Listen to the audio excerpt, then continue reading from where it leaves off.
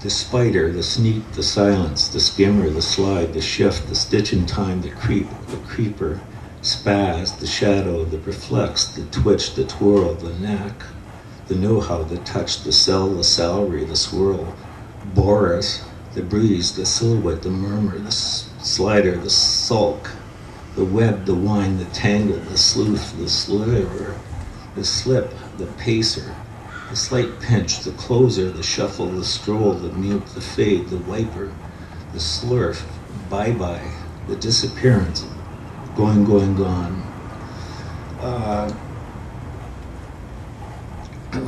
Being a working class guy, when I promised Canada Council I was going to work on an album, being a working class person, I right away, I thought, well, it's got to be good, but then it's got to have some mass. It's got to be something there. It's a novel.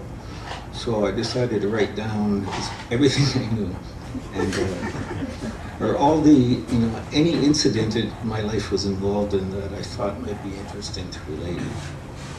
And so that list there, in 1970, I got arrested for possession of LSD, and my pal, Artie Melville, who was my age and still doing well and still huckstering and making a fairly good living for having done some time and having a tremendous drug habit.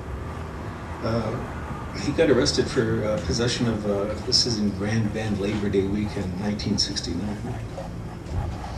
And I got arrested for possession of LSD, and he got arrested for possession with intent to traffic hashish. Now, in common law, in Canada anyway, when they arrest you, they say, do you have any aliases? And Artie had been around. He'd been busted a couple of times already, and I'm really nervous and sweating. We're sitting in the office, and this copper asks him, after name, does he know what he's doing? Do you have any aliases? And he gave these aliases for 20 minutes. And oh, Christ. And the cops were deadly serious about it. They didn't say, all right, that's enough. They were right, this is a report. And they were writing it down. And he went on, and they were all related to his, his sneakiness. And he was like 6'2" and weighed about 112 pounds. And he was a... So I wrote that down, and then I decided it was a list.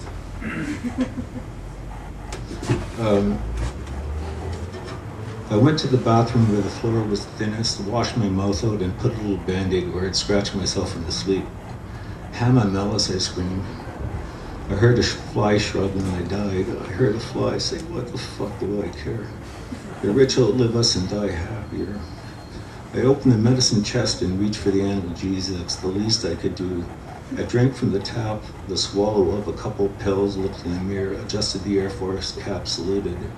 Ace to Minifin, I lisped. Spaced flyboy. A cloud blotted the sunbeam on the kitchen floor, whose pattern had been long obscured by tread.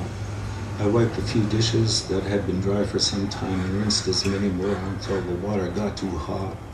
The cloud swung apart. The dishes looked fallen into the rack.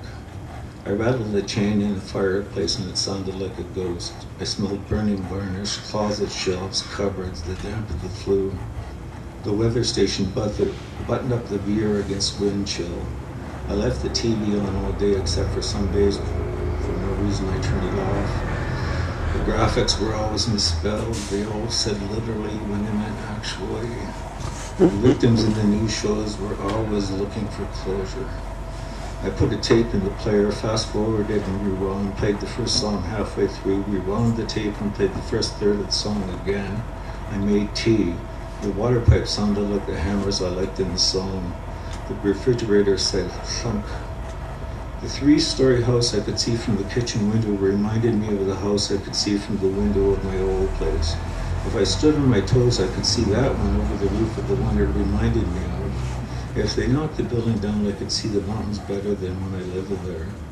I rearranged the audio tapes. I reordered the bookshelves from alphabetical to height. A commercial for cough drops called Crack Busters. The titles on the spines from bottom to top now read from top to bottom. I stacked the books I intended to read soon until it fell over, rearranged the audio tapes and CDs, and put the videotapes from the bookshelf onto the floor.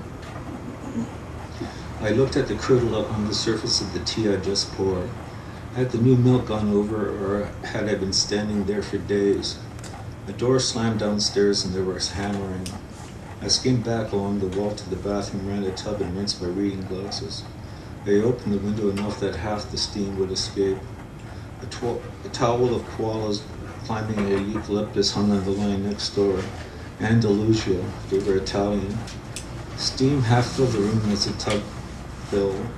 Mist rose from the slick surface of a bath oil called jump. I threw myself over the edge and lay in it unmoving until I didn't have the strength to pumice. The oil was protection from the cold. I had forgotten to pick up something to read. Go ask Samuel Taylor Coleridge next to the toilet I couldn't reach. I threw the glasses onto a chair next to the tub that was never sat in. I practiced standing up in case of an emergency. I rehearsed ripping the sides and slipping by on the way down in a faint or stroke. The churning kept the washcloth afloat. The soap didn't just cut grease, it cured dirt. Specks of detritus made little boats. I put the soap back in the dish before it dissolved and climbed out, bracing myself for when the feet came out from under me. The phone rang as I toweled off. I bounced along the wall. "Rose upright?" asked the voice, hesitant, faint, an old woman. I did, I admitted, but I'm feeling better. I should have left a message, she said. When I learned the tooth fairy was Mom's purse in the middle of the night, I started taking advances on teeth I hadn't lost or grown yet. By the time I was 7, I owed her all my adults.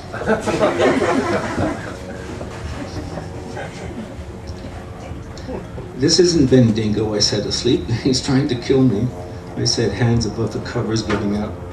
I got up and shook, tapped skull above the temple with the open heel of my hand. My ears were ringing, or I could hear ringing. I run water and washed the sleep from my eyes. The pipes whine. I look from the window for something that rings. A buzzer up the hill, some waterfront vehicle.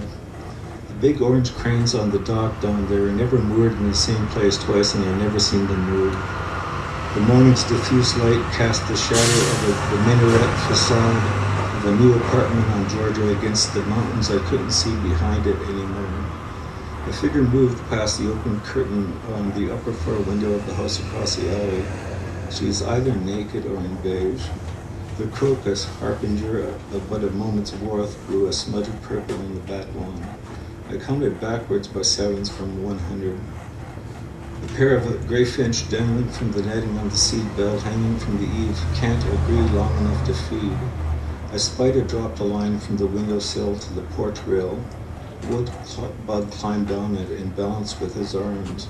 A caterpillar spun a cocoon and emerged from it older. A woman never reappeared and the cranes didn't move.